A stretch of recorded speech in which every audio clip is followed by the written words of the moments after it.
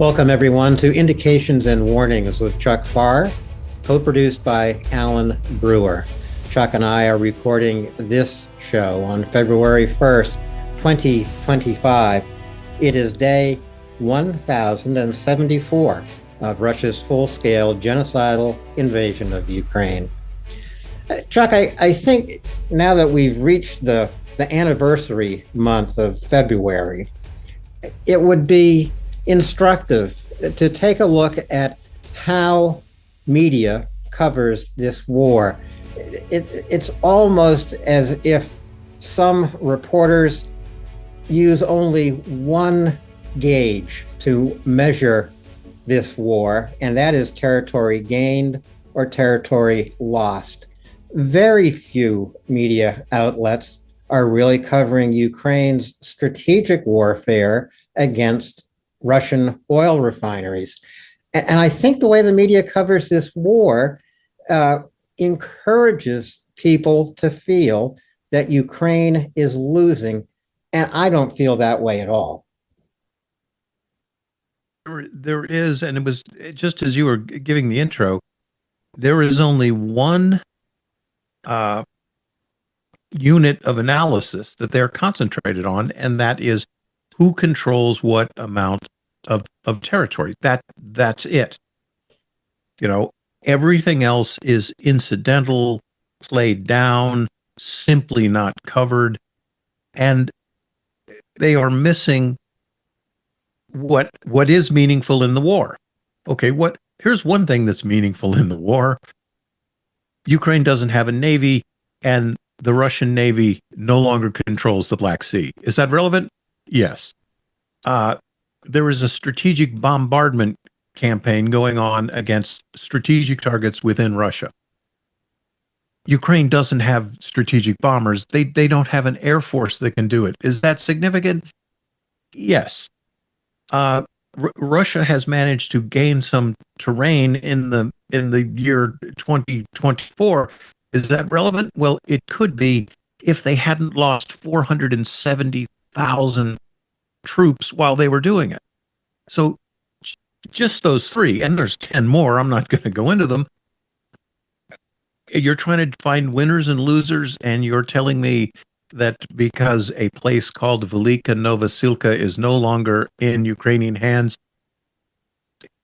everyone put up your hand who could find that place on a map of Ukraine and get General Hodges to tell you it's a point of vital strategic importance to Ukraine.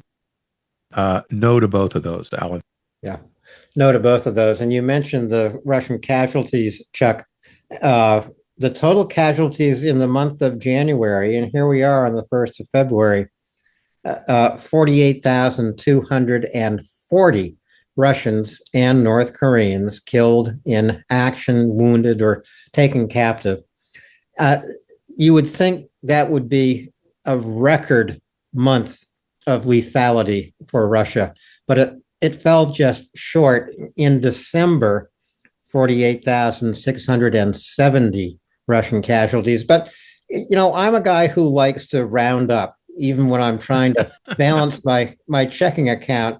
That's 100,000 casualties in 2 months. It's also not sustainable, right? 100,000 casualties by the most conservative, utterly the most conservative method. That's 30,000 dead and 70,000 wounded. Now, of those wounded, there is this thing called the golden hour. If you're an American soldier, you get shot, there's an hour to get you onto a medevac helicopter and in front of a trauma surgeon.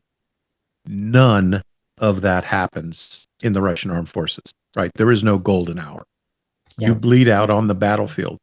Not only do you bleed out on the battlefield, we've got countless videos from the field showing Russian soldiers stepping over wounded comrades, abandoning wounded soldiers in the field.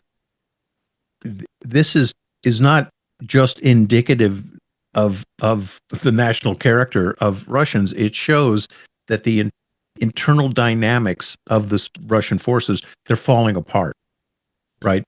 this is not just unsoldierly behavior, right? This is this sort of every man for himself situation in the Russian forces. That is not a cohesive force, right? That is not an army. And we see this from the Peloponnesian Wars on, right? You're not just one person, but in the Russian army, you are just one person, and those Russian soldiers know it because their officers prove it to them every day. Yeah, You're on your own. They do prove that. I mean, my God, the Russian command treats the individual soldier as a victim even before they're sent to battle to become a victim of the Ukrainians. You know, in speaking about these massive Russian casualties suffered in the month of January and the previous month of December, amounting to almost 100,000. Let's talk about the territory Russia gained. You invested 100,000 casualties to plant a flag in the middle of Velika Novosilica. Let's talk about what the Russians haven't succeeded in doing. They haven't succeeded in occupying Chasiv. They haven't succeeded in occupying Kupiansk. They haven't succeeded in occupying Vovchansk. They haven't actually even succeeded in solidifying their hold of Kurakova. And I think most significantly, they are no closer to entering Pokrovsk than they were a couple weeks ago. So for 100,000, you've got a flag in Velika Novosilica. Yeah, and again, we mentioned earlier, there seems to be one yardstick by which Western media is using to ascertain what's going on in this war. Terrain given or exchanged. It never comes down to that. It never comes down to that. And we've talked about this before. We said it again. No one else is saying this, as far as I can tell. It's you and me. Yeah. Look, when Russia has lost close to 700,000 casualties, right? 840,000 now, Chuck. 840,000. Let that sink in, right? That's bigger than the city of Glendale lost in Los Angeles. It's incredible. Their army and their armed forces are at their weakest point since World War II. They are sustaining casualties that are comparable to casualties incurred in a world war. And in fact, 800,000 casualties, that is twice what the United States lost in World War II. Yeah. 2 times. Yeah. Winning? I don't think so. No. I don't think so. And so currently Russia has about 600,000 troops in Ukraine on the zero line and also occupying Ukraine. Remember, they have 2 tasks in Ukraine, both to fight and to occupy. And in the occupied territories and on the zero line, Russians commit acts of terror, atrocities and war crimes every single day. This is the other war that Russia is choosing to fight, this terror war against Ukraine. We saw it again overnight when Russia attacked Odessa and Sumy and Poltava, where some of the worst destruction occurred when Russian missiles struck a residential block. At least 8 Ukrainian citizens were killed in Poltava overnight. The strike on Odessa hit and damaged historical landmarks, part of Odessa's beauty, and part of the reason why Odessa is a World Heritage Site. So this Russian terror war, I actually don't think that's being adequately covered either, Chuck. No, and two things would have to be covered. Simply the barbarity of taking precision strike weapons and deliberately targeting apartment buildings. Okay, this is not collateral damage, right? This is the deliberate targeting of high-density urban housing. And the other thing that needs to be underscored is the military futility of these attacks, right? They accomplish absolutely nothing. This is terror bombing 101. But again, as we have seen, and is history is rich in these examples, no nation gets bombed into submission. It simply doesn't happen. So there isn't even any utility in this at all except murder. Yeah. Right. That's simply what it is. The British didn't give up. The North Vietnamese didn't give up. Nobody gives up. Not even the Germans gave up under city bombing. They made more Messerschmitts in 1945 than they made during the entire war. It doesn't work. Right. Well, that's exactly what it should be called, Chuck. It's a Russian murder campaign, and some of the casualties in that murder campaign are literally forgotten today. The mass graves that can be seen from space surrounding the city of Mariupol, at least 100,000 free Ukrainians were slaughtered by the Russians in Mariupol. And as I say, the mass graves are visible from space. Ruski Mir, right? This is their primary export. It is death and murder. And the horror gets lost in the numbers, right? Mariupol was this big victory for Russia. Let the world give pause. 100,000 civilian casualties buried in mass graves around the city. A city liberated from its Nazi oppressors by the brotherly Slavs, the big brother Russians. Come on. That is the naked face of this war, as were the attacks last night. Yeah. These are not bombs that have gone astray. These are precision strike munitions, some of the most accurate and best weapons the Russians have, and they're hitting apartment buildings. Right? And there's the war for you. Yeah. That's the war. And the Russians wage this murder campaign in every way they possibly can, including with drones tracking down lone Ukrainians in Kherson, in Kharkiv, in Sumy, in Zaporizhia. Killing Ukrainians with drones one at a time. That is also part of Russia's murder campaign. Now, absolutely. Contrast that with Ukraine's strategic campaign against the Russian oil industry. In December and January now, more than 20 refineries have been struck by Ukrainian drones. Maybe Ukraine can put the Russian oil industry out of business, Chuck. Well, in terms of these are legitimate strategic targets.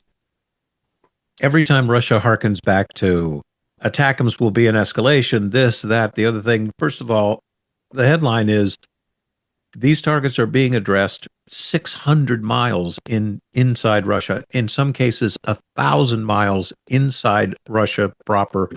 These are indigenously produced weapons that the Ukrainians have literally made, in some cases, in garages, right? And now they're in mass production.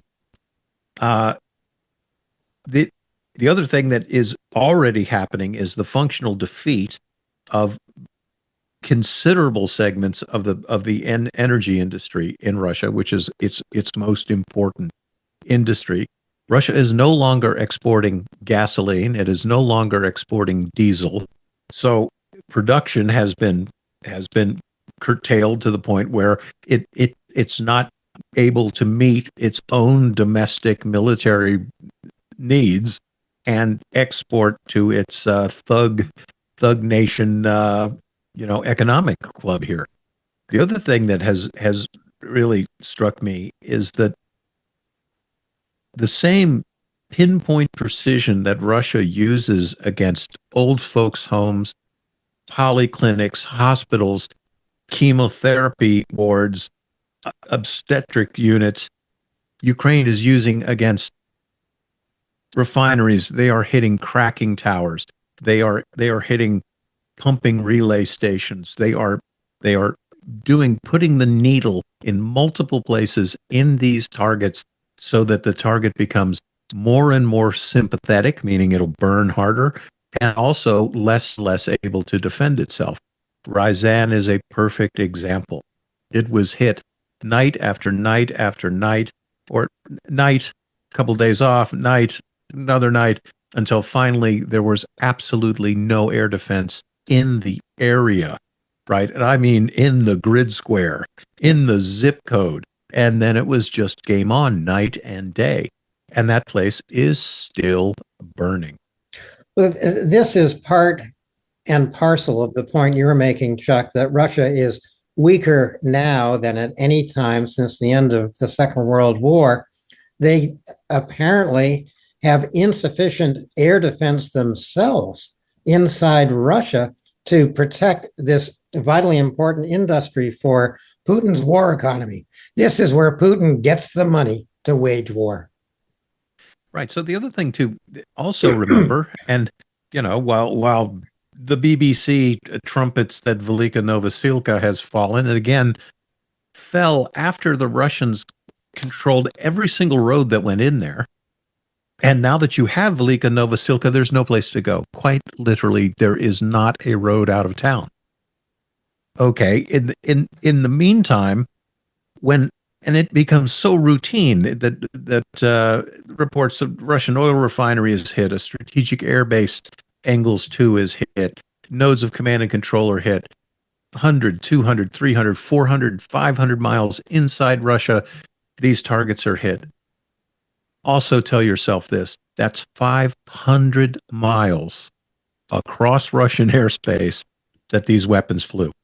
They were not interdicted. In many cases, Alan, they're not even detected. Or they are videoed from the ground by amazed Russian onlookers. Look at that, would you? And these Ukrainian drones float by overhead. But Ukraine, in the course of just the last 2 months, they are improving these drones that they're using to attack the Russian oil refineries. Ukraine now has drones that will fly farther and carry a heavier explosive load, 250 kilogram bombs now.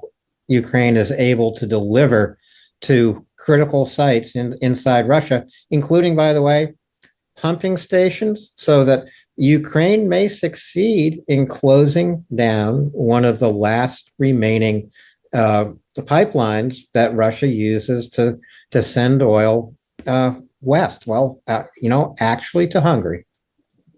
Yeah. So there is one weapon that we've been watching for a while. In fact, I'm going to get a new infographic up probably this weekend. The Foxbat, which is a kit airplane that Ukraine has modified. So it's a home-built aircraft. It can carry 2 people, ultralight, sporting aircraft, high-wing monoplane. Of course, turning this into a drone, they have given it redundant navigational systems, sensors, television cameras, etc. And it has been used heretofore as a point-to-point, surface-to-surface drone that crashes into the target. Well, now there are variants of the Foxbat that are actually a remote-controlled bomber, right? So it flies to the target, acquires it, and then under its wings, it releases, 2, 3, 4, just as you've said, 200 kilogram bombs, and then returns to base. So I'd just like to say to our Russian listening guests who are in the air defense, not only are these things coming in and attacking your target, they have not only entered with impunity, they depart with impunity. Yeah. And, viewers should also get the idea just from looking at some of the targets Ukraine has chosen here, this is Russia looking wide open to Ukrainian attack. Imagine the Ust-Luga oil terminal in St. Petersburg. St. Petersburg undergoing Ukrainian attack. Ust-Luga is where I think something like 60% of Russian oil exits through the Baltic. Yeah, and Ust-Luga will continue to come under attack. But again, that is one place that should be a hard target, right? That should be a place where air defense is clamped down, but it's just not happening. Yeah. See here, let's pull back up to 100,000 feet again. This is why, folks, Alan and I say again and again, Ukraine doesn't need negotiations. Russia needs negotiations. There is no plan for Russia to win this war. There isn't. They've lost 800,000 people in a 72-hour operation. That's not winning, right? They fought all summer. People are gnawing their fingernails off in the Western media, and they gained Los Angeles County. Yeah. That's it. And what last year's casualties were what, Alan? Close to 500,000? 480? Yeah. Over 420,000. To get LA County. Yeah. Now, I used to live in LA County, parts of it. I would give it to the Russians, actually. Yeah. I'm not talking about city. I mean, if you want you want Mount Baldy, go on ahead. Good luck on you. In any event, I think that too often the reports you read don't put whatever the news of the day is into the context of this larger war. And I've said before, I think that Ukraine is winning the strategic war it's waging against Russia decisively. But we are not seeing Russia winning the tactical war on the ground decisively in any way. Now, I understand, 144 million Russians, 40 million Ukrainians, half of whom have left the country. So these are truly unequal opponents. It is David and Goliath, but David isn't losing and Goliath isn't winning. Yeah, and Putin is, and another thing that needs to be commented on, Putin has to be extremely circumspect about his mobilizations, right? The Russian people understand that this is not a war. It's a special military operation. They understand it's been going on for years. They understand that you can be sent to prison for using the wrong pronouns about this special military operation. They know it's not going well.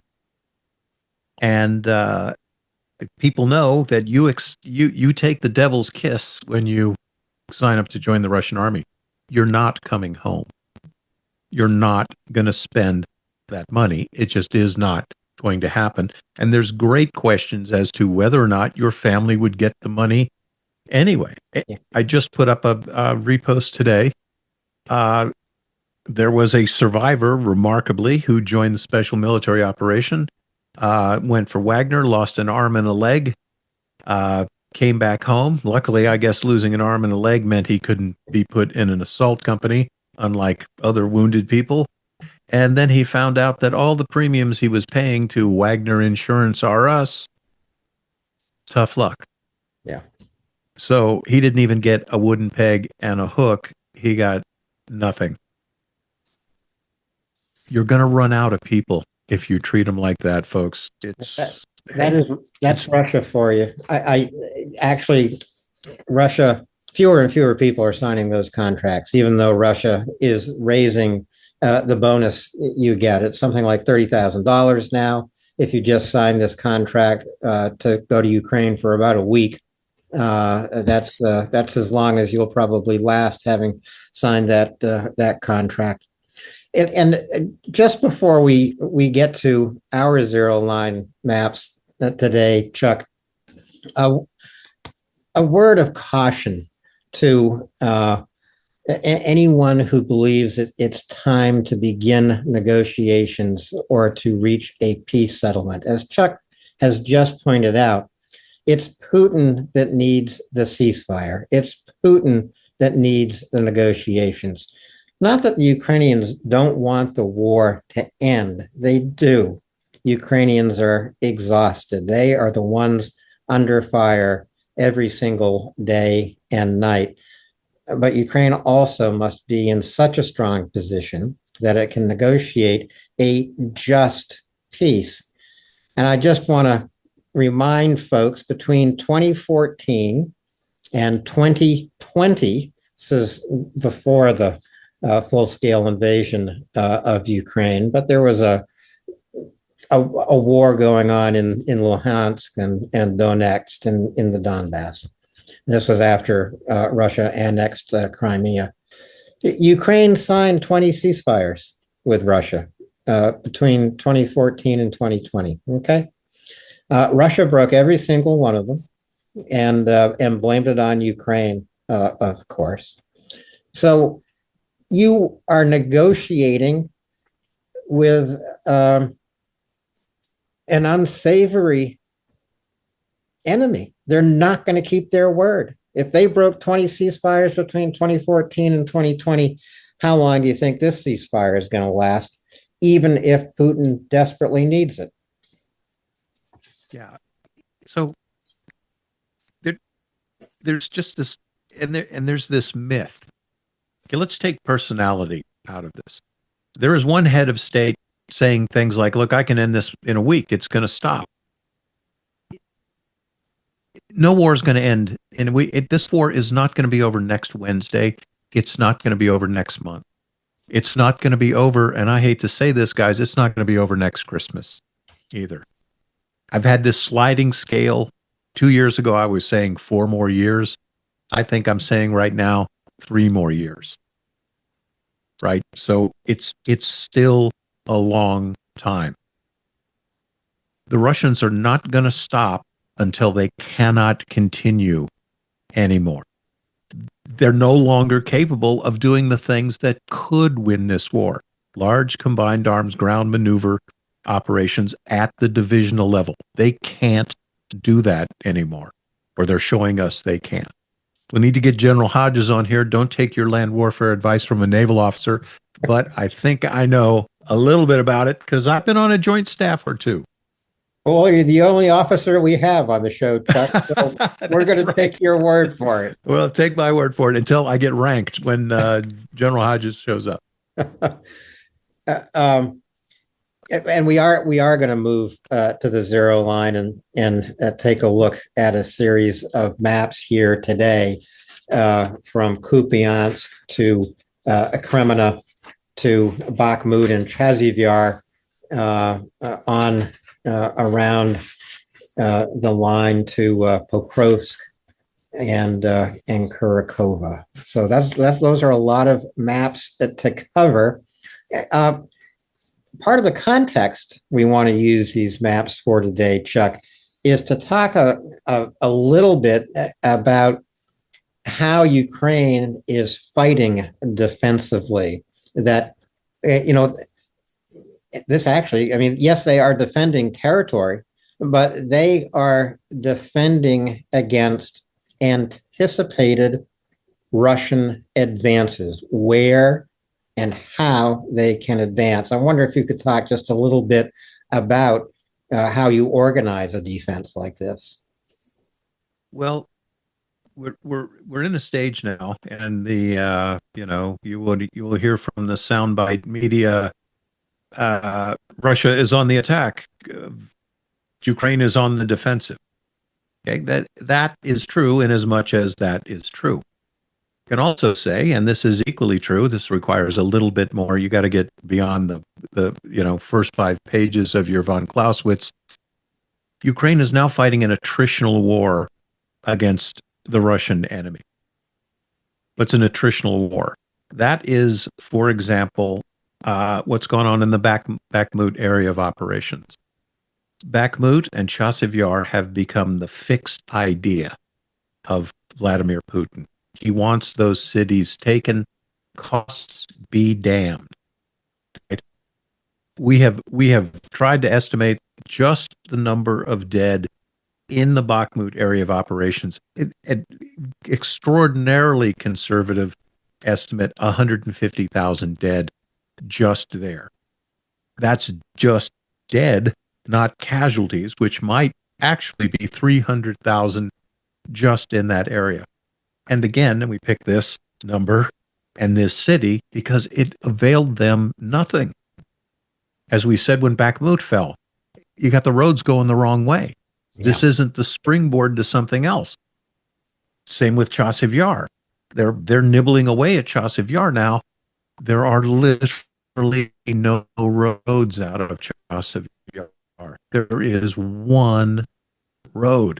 And again, you're not winning a war when you are expending that much blood, that much equipment, that much fuel, that much ammunition, that much material to no purpose whatsoever. That's why you're losing a war. And again, this kind of echo chamber, this sort of ineptitude can only exist in these sorts of authoritarian dictatorships where there is the primator of this entire system surrounded by a cadre of crook generals, right? There is no meritocracy. There is no competition. There is no competency. They just do what this clown tells them, however wrong it is, and it is wrong, and Ukraine is lucky for it. Yeah, Ukraine is lucky, and it's not unusual for the smaller force, and obviously Ukraine is the smaller force, to be fighting an attritional war. It certainly makes sense for them. Had Putin succeeded in his 72-hour special military operation and toppled the Ukrainian government and occupied the country, there would be guerrillas fighting such an attritional war today. I have no question about that. But the attritional war that Ukraine is fighting, fortunately, it's fighting with a well-trained and a strong military force of its own. Could be stronger. They could get a few things that they need. For example, from the United States, they should get any and every conventional weapon they have a use for on the battlefield. They could purchase everything they need with 300 billion plus of frozen Russian assets. So this is the other moment we're in, it seems to me. Rather than promoting negotiations, which could end badly for Ukraine, put Ukraine in the strongest possible position to negotiate a just and secure peace with Russia. You do that by giving them everything they need to win. They are proving, give us the tools, we will finish the job. They're proving it by developing and manufacturing their own tools and taking the fight to Russia. Yeah, and Ukraine is indicating that in 2025, they will be making 30% of their own required materials. So that's weapons, ammunition, 30%. So they are going to continue to need Western help to fight this war that they didn't start, they didn't provoke, they didn't bring on. As Alan just reported, they have bent over backwards to end this war with 20 disregarded ceasefires. And again, we talked about Lavrov and Putin 3 years ago, when you had Lavrov telling Liz Truss there was going to be no invasion. This was all nonsense and Western provocation. And he said that to her 8 hours before they crossed the border. And Alan and we mentioned at the time, who is ever going to speak to Lavrov again and listen to anything he says? If you didn't like Henry Kissinger, folks, you're not going to like Mr. Lavrov. You cannot believe him, right? It's a lie. Yeah. So, and here's one other thing I always like to remind people: 100,000 dead around the city of Mariupol, liberated by Russia. What would a defeated nation of Ukraine look like? Mm. What would it look like? And even if you don't care and you live in the EU, or you simply don't care and you live in the United States, at least 20 million Ukrainian refugees will be fleeing Russian murder. I'm not saying tyranny, I'm saying genocide and extermination, Mhm. right?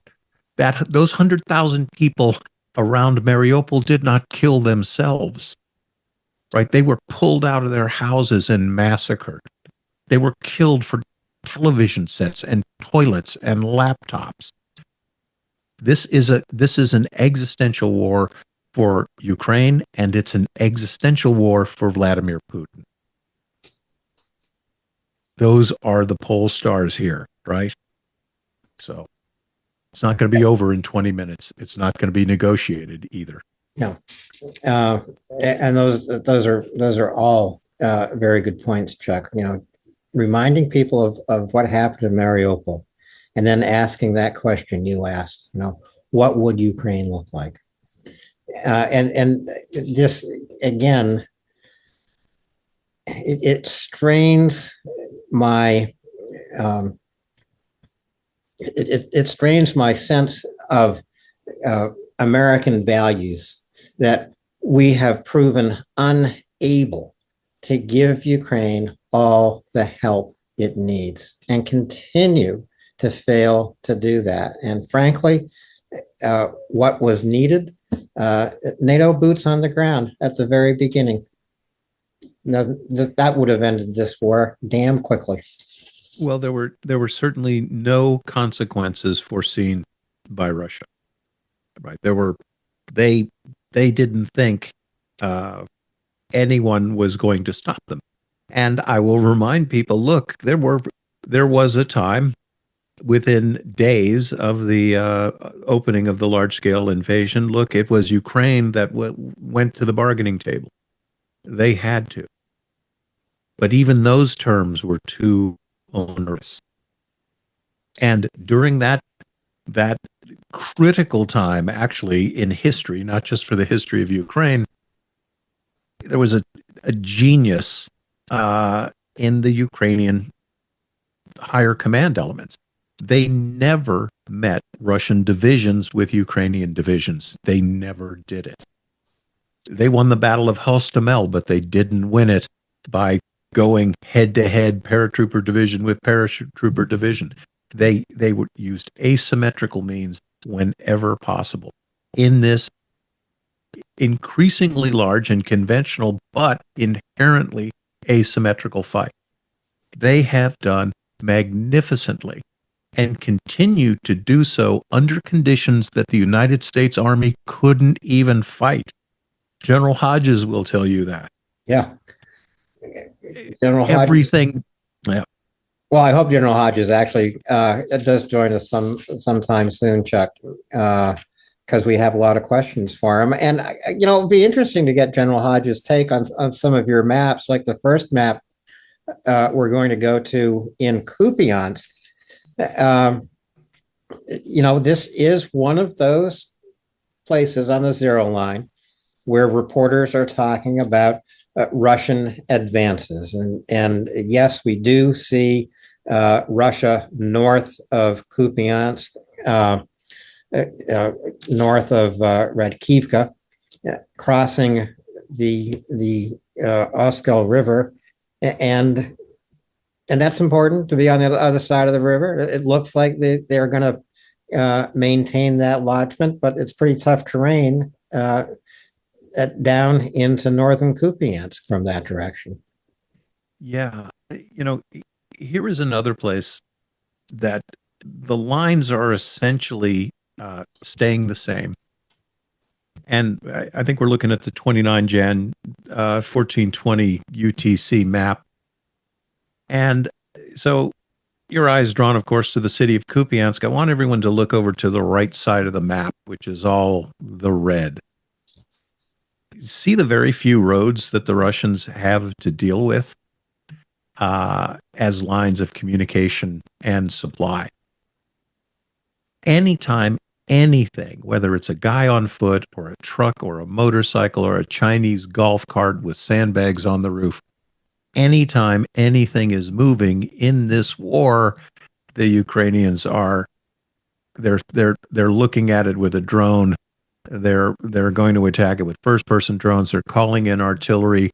A new weapon has entered the battlefield in Ukraine. It's an old weapon, actually one I've used a lot, called a Copperhead, which is a 155 millimeter shell that will it's old school. You put the laser on the target and the Copperhead goes right in through the window. So it's difficult for Russia to even pull off a straightforward city attack like Kupiansk, because all of these, we see the river, the Oskil River and its various tributaries and oxbows, etc. The forest. If you take the time to blow these maps up, look very carefully at the terrain and the contour lines, and just know that it's Ukrainian officers who use everything on the battlefield that can help them. They use terrain to mask movements. They are aware of what is going to be difficult terrain for Russia, but would be easier terrain. They use the predictability of Russian commanders, of their force postures, of their daily routines, which are these 10 o'clock in the morning attacks. And their opposite number just lacks any sort of initiative, military talent, ability, care for men, husbanding resources. They just can't do it. And they can't put it together, which is why Kupiansk is still holding on. And look at all the red on this map. You would think if you got a mitten that big and that looked big mouth getting ready to take a bite out of Kupiansk, Alan, you and I have been operating off this basic map. I change it every day, but it sure looks like it looked 2 Januaries ago, doesn't it? It does. Kupiansk strikes me as a city very difficult to envelop, both because of terrain and the natural defense of the river itself. And it also would appear to me that Ukraine has pretty solid control over the H-26, which I imagine is the key logistics line into Kupiansk. It absolutely is, and that same line you can see as the H-26, as Ellen says, as it goes through Kupiansk and goes to the east, you can see it going down to the south, and so this is another one of those situations where Ukraine has the interior lines of communication and supply, and you can see with all this red, the Russians have to move twice as far, right? The Russians have to move along the circumference, and the Ukrainians can attack around the radius. And everyone else who flunked trigonometry, it just means the Ukrainians are inside the barn, the bad guys are outside the barn. And those little things in battle mean everything. 10 feet of elevation really means something on the battlefield. The fact that your trucks have to drive 20 miles when the other guy's trucks only have to drive 5, exposed to drones the entire way, all of that stuff matters. And it's Ukrainian commanders that are so key at amassing these little benefits, grouping them together and using them as force multipliers. Whereas the Russians, there is zero force multiplication. There are no tactics, no surprise attacks, nothing. No valorous conduct on the part of their parent, nothing. They've shot their bolt. And so often, no self-supporting attacks are launched by the Russians. It's something I've never come to understand about their tactics on the battlefield. Well, there's so many cases we'll see, and in this latest map, I think we've only got two Russian attacks, but you can see there. So one is north of Kupiansk at about 11 o'clock, and the other one is about is east of Kupiansk at about 3:30. If you've got two attacks and you've got two companies, why is one attacking over here, and why is the other one attacking 10 kilometers away? Look, that makes no sense. That isn't how you do it, right? How about if these two guys, you just got them together and they converged on a target? We never see that, Alan. Yeah, We never see converging attacks from these guys. And that is unexplainable, right? it really is. I guess if we move from Kupiansk down to Kremina, which is a little hotter, frankly, and in Kremina, Russia enjoys a superiority, again, a pretty massive superiority, which it has enjoyed all year. They don't accomplish much with it, but for the first time, we've seen them cross the Zarabets River and appear to have a lodgment that they're going to hold on to. They've crossed it before, but they've always been driven back by Ukraine.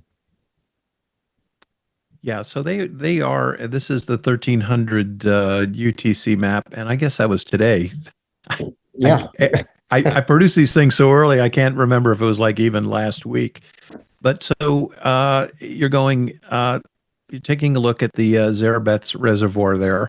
The Russians are now across the reservoir, and this has taken them at least 30 months to be able to do this. From the look at this map and these arrows, you might be forgiven if you think, well, they've broken out.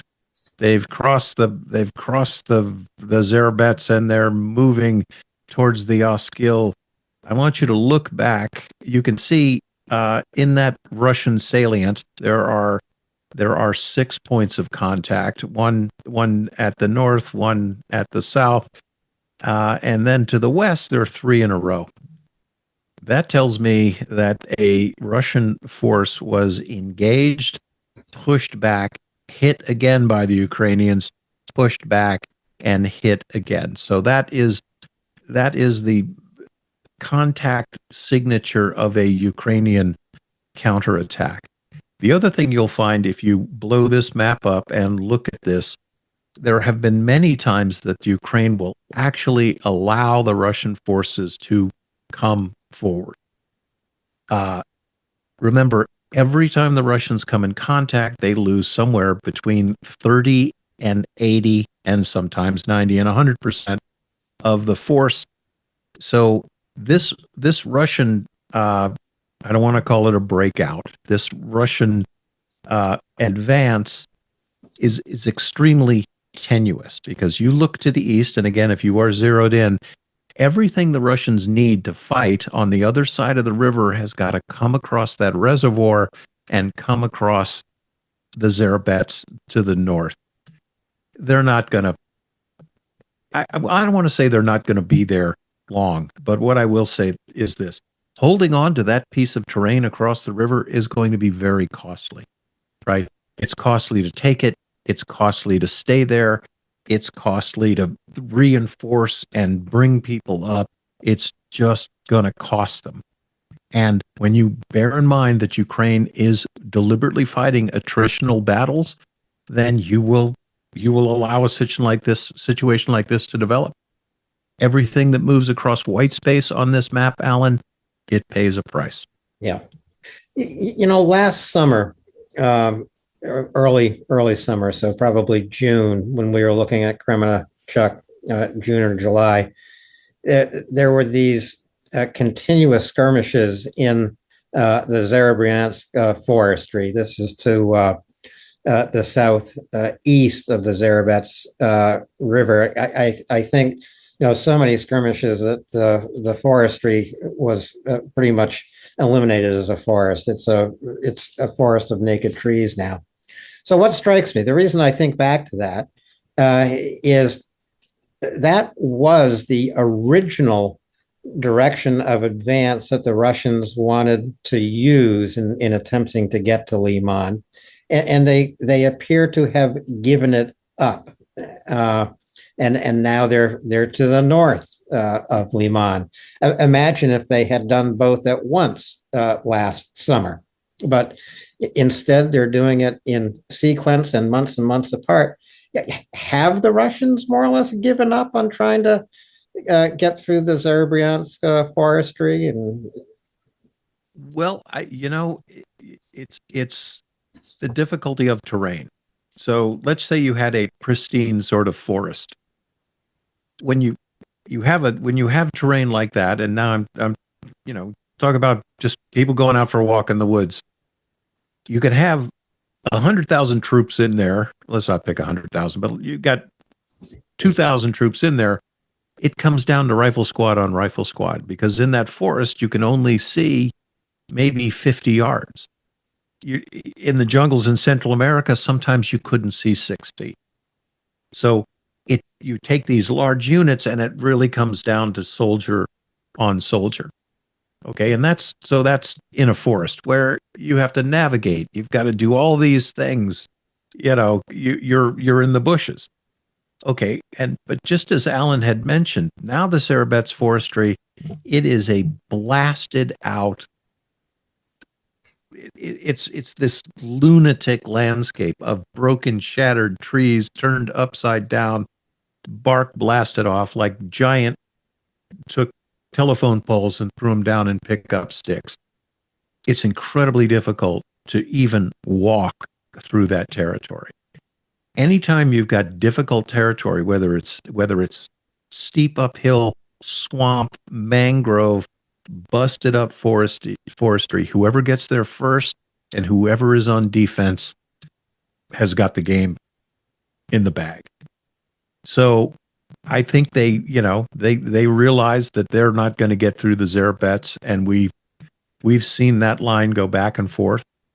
But we also see where it's almost like the Ukrainians, they've got this giant water balloon, right? And that's the Russian forces.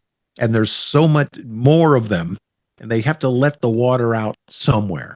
So in this case, if they're going to give up terrain, which in the War College terms, right, they're going to shorten their defensive lines, they would do it north of the Zerbets River, because it doesn't serve the Russians anywhere. They've gained what, 4 or 5 kilometers there? Yeah. If you take a look at that map, there's nothing within sight, right? There's nothing within their grasp there. They've gained some open terrain that's going to be costly to take and even more costly to hold on to. Yeah, it is. But it's all, I mean, it is interesting that Russia is increasing the tempo of attacks down here, and also increasing the number of aerial attacks on Liman itself. But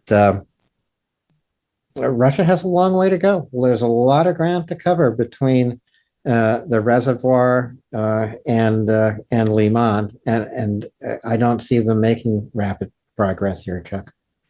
Yeah, and you can see that O series highway south of Novi. You can see that the Russian blob has just come up against. As you're looking at that, there is a line of bluffs there. You can just see it discerned on the shading of the topo map. And so that's the 0526 O series highway there. I'm not sure they're going to get a whole lot farther than that. We have seen the Russians try to advance here in a couple of incidents. This is the most terrain they've taken in a while. It's not that alarming. And Ukraine's really done pretty well when you remember that they are outnumbered about 8 or 10 to 1 in this area of operations. So how are they doing now? I don't know. What's CBS going to tell you? I don't know what CBS is telling you, but Alan and Chuck are telling you what's going on right here in Cremena. And to advance those 4 or 5 kilometers across the Zarabets, how many casualties did they take? And how many casualties are they taking right now with Ukrainians in the surrounding hills firing down on them? Firing down on them. Right now, there is someone squinting through a thermal scope. And, on the right kind, we've talked about this, on the right kind of night, you can actually see people's footprints. They walk across frosted leaves, they get turned over, you can just find their footprints. And it's pretty scary, actually. It sounds ghostly, frankly. We're going to move to Bakhmut and Chasiv Yar. So this is 2 maps, 31 January and 30 January, 31 large-scale map and 30 focused on Chasiv Yar itself. So a few days ago, Russia entered some of these northern neighborhoods of Chasiv Yar, and that was alarming news to hear. There were premature reports, perhaps some of our listeners that have heard these, that Russia had occupied Chasiv Yar. They haven't. They have a ways to go, but this is going to become urban warfare, wouldn't you say, Chuck? Yeah, it definitely is, and there isn't much left of Chasiv Yar. So we do have the 30 January 1735 map, and you can see this is a real close-up of Chasiv Yar itself. The scale is 1 kilometer.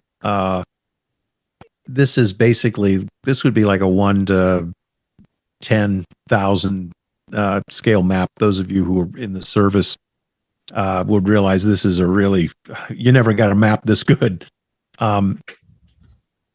So there are several suburbs now that to the south that are also making up Chasiv Yar itself.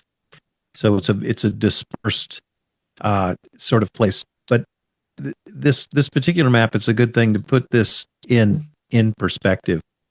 What are the Russians going to get when they capture, let's say, everything from the letter C on down? Draw a straight line and give it all to the Russians. What have they captured? Okay, that little black and white striped line going out of the city to the west isn't a line, it's a railroad track. This is another one of those examples of Russia expending incredible resources to capture a cul-de-sac, right? It's not the kind of thing that makes any sense whatsoever, but they're doing it. So when you've got an enemy, an opponent who is predictable in any way, but even predictable to the extent that he's going to do everything he can to fight for something that does him no good, right? Now it's on you. They're showing up, you kill them every day. That's War College talk for an attritional fight. Yeah. Is Chasiv Yar going to fall? Not imminently. The terrain still highly favors the Ukrainian defenders, who have also been digging in here for years, right? Years. But in the event that should it eventuate that Chasiv Yar falls, I just want everyone to take a good long look at this map right here. What do you get? You get nothing. There isn't even a road going to the west. And those little roads down there, there's the O series, that 0521. These other ones going to Podlaski and Shavone, etc.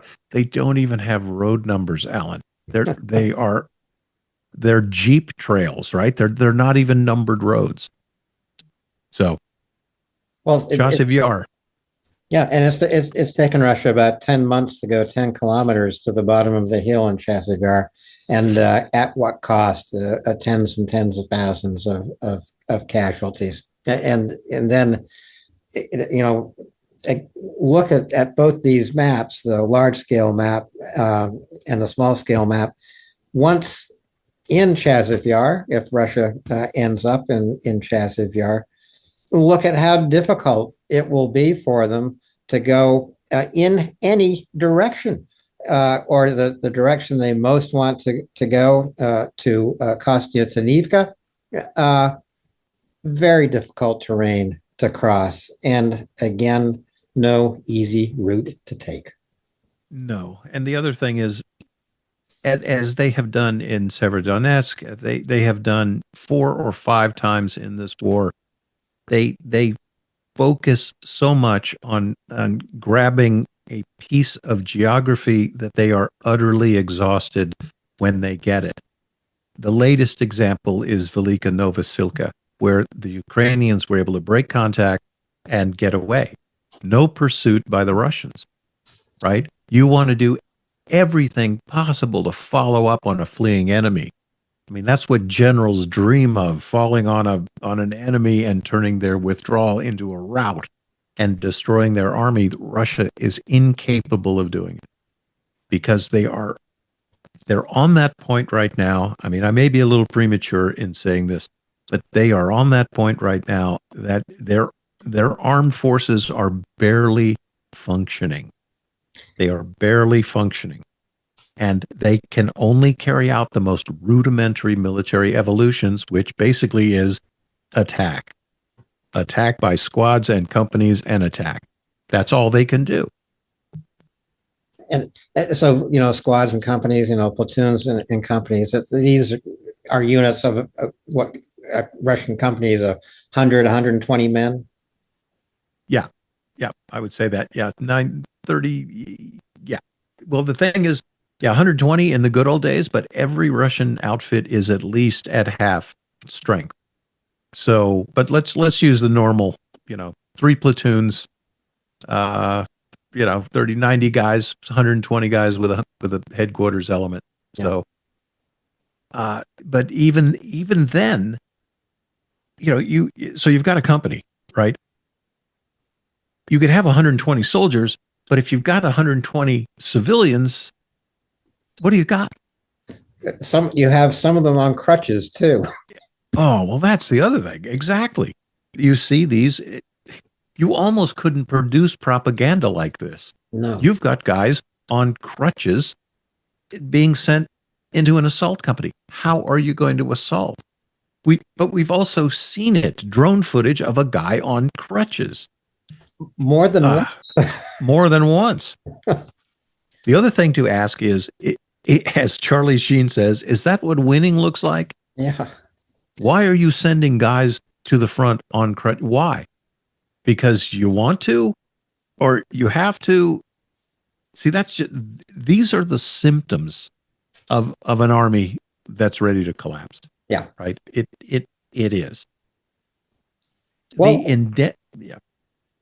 I think there are any number of places where we might see such a Russian collapse, and I think I'll take you by surprise in saying this, Chuck. It's possible we might see it around Pokrovsk. About half of all daily engagements reported from the zero line by the Ukrainian Ministry of Defense come from Pokrovsk. General Syrskyi was in Pokrovsk last week. There have been Ukrainian counterattacks around the little town of Kudary to the west of Pokrovsk. And as I said in the previous show, whenever Syrskyi's on the battlefield, you can generally say there are going to be some counterattacks coming. He seems to generate that kind of activity whenever he is in person in a specific area. Yeah, and Pokrovsk is the sort of the high water mark of the Avdiivka offensive. So after Avdiivka fell, the Russians made pretty steady progress towards Pokrovsk, but they haven't been able to close the deal there. And again, the Russian army itself is not getting any stronger. Mm-mm. And you look at the casualties and the burn rate, and Russia is burning through everybody in a year. They send somewhere between 400 and 500,000 people a year into Ukraine. And it isn't an exact correlation, but almost that almost matches the number of casualties. So ergo, everyone who gets sent to Ukraine gets killed every year. Maybe that explains why some of these things they don't eventuate the way the Russians want. These are the reasons why I'm adamant. There's going to be ups and downs in this war. Russia's not going to win this. There's not going to be any bold moves either. They're not going to sweep into Pokrovsk and head up the H-30 and drive. It's never going to happen. And Alan, you and I have been saying this we're not wrong yet. No, not wrong yet. I have a better chance of being wrong than you do, Chuck. After Avdiivka fell, it was a little worrisome with the rapidity of the Russian advance towards Pokrovsk, but Ukraine accomplished a couple of things. They slowed the advance down, and they reinforced Pokrovsk with pretty good defensive lines, and they're using everything from barbed wire to mines to trenches and to inside the urban landscape. These are sniper nests for Ukraine, and Russia has to attempt to come across that open ground. They haven't succeeded in doing it yet. I'm looking at the neighborhood of Pershe-Trevina. Yes, absolutely. And that is, that right now is the line. I can promise you that as we speak, there are Russians using underground utilities. This is what they did in Avdiivka.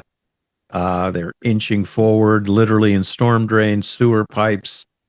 There's almost more going on below ground than above ground. Right now, that is holding, but again, we've got Russian force commanders who are conducting these pinprick attacks. So we look at the this is the 1350 31 Gen cross map. You can see the little contact icons everywhere. They're just spread out. Yeah. Right. And look, what Omar Bradley or Ulysses S. Grant or George Patton wants to see is a big red arrow driving up the rail line towards Pokrovsk, and here at Kuttery, he wants to see another hook coming in and coming around the backside of Pokrovsk. That's how you take a city, folks. That's how it's done. And this looks like I don't know, one division should be able to do this. So why don't the Russians do it? They can't move the forces into position, right, without NATO satellites picking them up. They don't have a division of soldiers trained up to the level where they're ready to operate in brigade task groups, right? They don't have the officers. They don't have the NCOs. And I mean it. Those guys that get off the bus every day from Moscow with 5 days of training in a sea bag with a couple of pairs of socks and 5 magazines, those people are incapable of executing on that kind of a plan, right? This is a quagmire for Russia.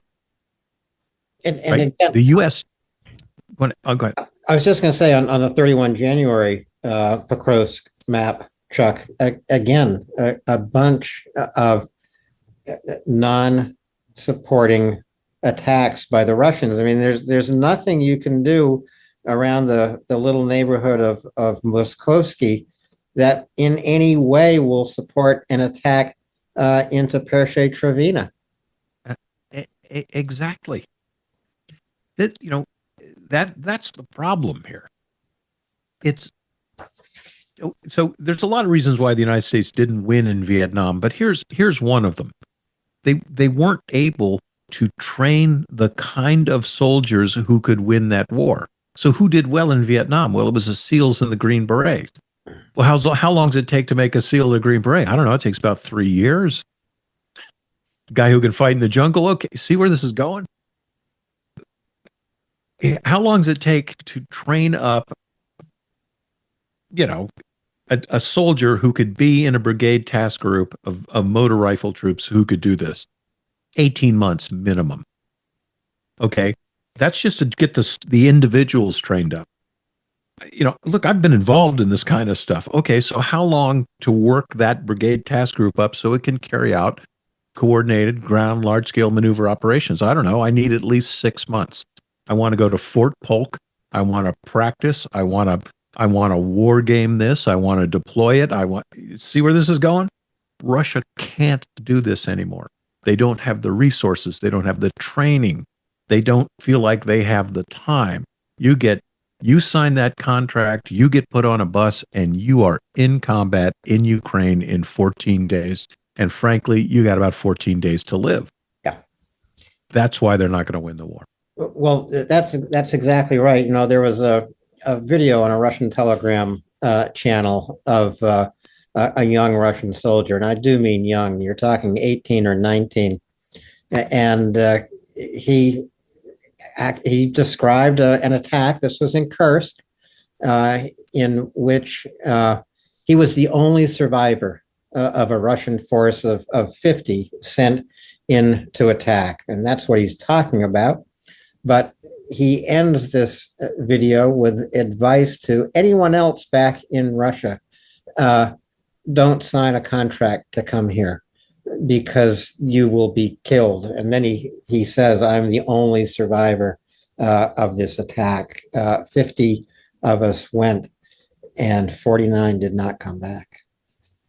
So there's a Company Plus attack. I guarantee you that happened in broad daylight. I guarantee you they approached perpendicular to the zero line in column, and they were thoroughly destroyed. And I can guarantee you that his colonel got a little pat on the head, and they checked their box and said, we are attacking in all directions. Well, the point of this soldier's video, of course, was to complain about the Russian commander wasting the lives and putting his own life at risk. I guess you can from time to time get away with making such a video in the Russian army, but probably the kid was sent into an assault the very next day. Maybe he didn't come back. I don't know. Absolutely. Well, we have seen the beatings, we have seen the torture, we have seen the theft. There was literally a video going around last week of military policemen in a military hospital beating wounded soldiers, who I guess had the temerity to ask for some food, maybe some medicine. So look, history shows what happens to armies like this. And to our Russian listening guest, Russian military history tells us what happens to armies like this. The Russian army in World War I crushed on itself. It just collapsed. It imploded. And it brought down the government. So will that situation eventuate again? I will only say this. Vladimir Putin is not going to retire, folks. That isn't the way he's going to leave the scene. No, he's not going to retire. I happen to think that Pokrovsk is a place where we should watch closely for just such a Russian failure of morale and then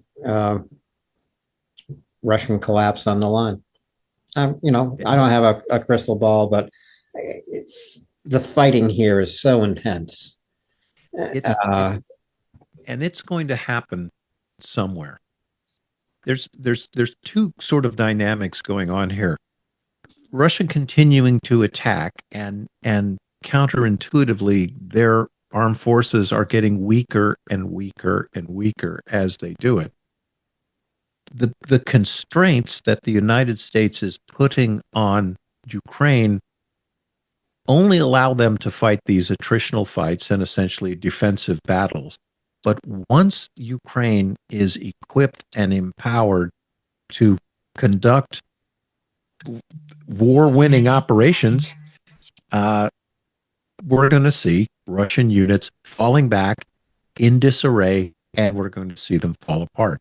We saw it in the Kharkiv offensive, and we saw it also in Kherson. Yeah, it'll happen again. Yeah, and what Russia is trying to do, especially here in Pokrovsk and over in Kurakova, up in Velika Novosilka, they are looking for a way through Ukrainian defensive lines, advancing north here, to get behind them. Really, what would combined arms maneuver warfare really look like for the Russians? It would be a breakthrough, and then you either turn east or west, depending on where you break through. And that actually is what Russia is looking to do. You know, they'd really love to. I just don't see them able to do it. I'm not supposed to underestimate the enemy, right? I'm not supposed to. That wasn't the way I was trained, but I'm looking at what the enemy keeps doing and what he doesn't do. The other thing is Putin wants this war won, right? You're not going to win it fighting the way he's fighting right now. And here's the other thing. Russia can't come up with the fresh new troops, the new leadership, the new material, the new vehicles, the new ammunition, everything else to launch a war-winning campaign because NATO is watching. You cannot achieve the element of surprise in this war. It's just, like I said, it's Putin that needs the way out. He needs to negotiate this because whatever he's doing now is not going to win this war. And that's why you don't want to negotiate with Vladimir Putin, because he's the one who needs the exit. We shouldn't give it to him, and we shouldn't force the Ukrainians to the negotiating table. We're going to move quickly to Kurakova, Chuck. It's our last map. Kurakova, I guess, is occupied by Russia now, although Ukraine has disputed that. But what is happening here is there is a Ukrainian pocket to the west of Kurakova that looks damn dangerous to me. Yeah, it isn't a good place to be hanging out, but it definitely spoils the Russian victory party in Kurakove. And if you are looking, and this is again the 30 Jan 1350 UTC map, so south of the H15 highway, there was a pretty big pocket. There's this open terrain. And you can see at Dachny, there's a C-Series highway, the 051122. And paralleling that are a number of those ubiquitous tree lines that, again, they are what circumscribe the agricultural fields. You notice in the area paralleling that highway, they're all oriented north to south, which means that a Russian force trying to advance from the east has got to take one of these after another, after another, after another. And the military history buffs will remember the Bocage country around Normandy, why it was so difficult for the Allies to break out. It was those tree lines. The pinch point here, of course, they're at the city of Ulatki on the H15 highway. You can see the Russians are trying to nip off the H15 highway. That's what puts the people in the pocket in jeopardy. But again, you look at the points of contact on this map, and the Russians don't seem to be able to direct their resources to the obvious points on this map, right? You want to close that pocket off And you want to do that ideally, you want to surprise your enemy, close that pocket off, and then gobble up everybody who's in there. Russia can't achieve surprise on the battlefield. They've got every orbital vehicle that NATO has up there looking at them, and below that, they've got other aerial assets, and then prowling around in the atmosphere is everything that Ukraine can put up. And one more thing, you've got tactical commanders here who only have rudimentally changed trained soldiers. They just can't do that much. All they can do is send 50 guys forward, and we heard what that one survivor said. And that happens again and again all over this map. So this pocket has been here about a week like this since Kurakova fell to the Russians a week, 10 days ago. That's actually an awfully long time. I mean, this is you've described how narrow this pocket is. It's narrow enough so that your assault rifle will fire around clear across it. Yeah. So, they average weight. If you got an M16, 400 yards, you should be able to hit something. AK-47 about 300 yards, but then you've got grenade launchers, all kinds of other things. So this is definitely within the range of infantry combat. The other thing to remember here, I mean, I put these nice, neat red lines for where the zero line is. It's much more fluid. I mean, everyone listening to us knows that it's an extremely fluid situation, and but there's just, I just keep seeing, if Russia could do any better, they would. So many missed opportunities, but they're not missed opportunities anymore. They don't have the right tool for the job. They don't. Not the right leadership, not the right soldiers, not the right weapons, not the right vehicles. They just don't have it. I mean, we literally see them up armoring their vehicles with firewood, right? with sheet metal. Yeah. I mean, you might as well put stuffed animals on the hood of your really tank. Really get your magnetic, I don't know. Yeah. It's yeah. But here we've got, this is again, Ukraine they're going to hold on to this pocket as long as they can, and they're going to maneuver the Russians into disadvantageous tactical situations, and they're going to kill as many Russians as they can. And a lot of that news is not going to be carried back to Vladimir Putin, which allows him to continue to believe that he's winning this war. Now, he knows it's gone on a little longer than he intended it to go on, but he believes that he's both winning it and can bring Ukraine to a negotiated settlement, giving him all of his original demands, which, by the way, include reducing the Ukrainian military to 50,000, denying them entry ever into NATO, denying them entry ever into the EU, ceding oblasts like Kherson, Zaporizhia, Donetsk, and Luhansk. Putin doesn't even control all those oblasts. And of course, ceding Crimea as well. Those were just a few of his unreasonable demands when this war began almost 3 years ago now, and he hasn't dropped a single one of them. No, he hasn't. And there is no place to start negotiations, right? There just isn't. Even if it was just about Crimea, which it isn't.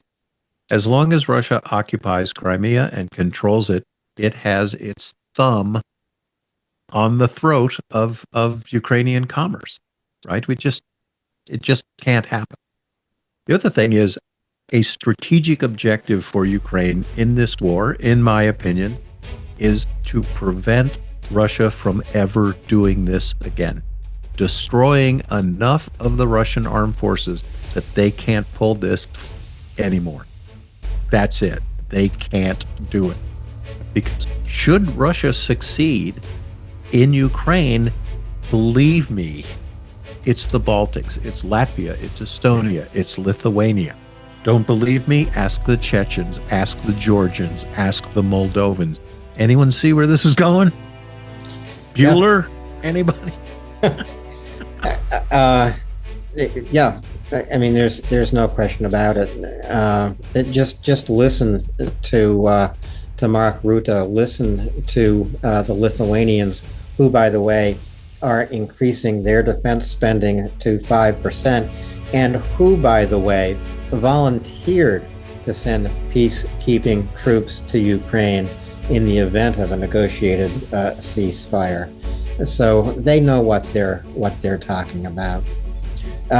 Chuck and I will be back again next week with more maps, probably a report from Kursk and elsewhere along the zero line. But someday on the battlefield or someday at the negotiating table, Chuck and I will be here to say, Slava Ukraini. Heroam Slava. Thanks, everybody. And I hate to say this, but look, give us a like. That's free. Subscribe. That's free. Helps with the algorithm, because we are just in this to spread the word. So please do. And Alan, thanks, man. And good night. We'll see you again, folks, real soon. Thank you, Chuck. See you soon.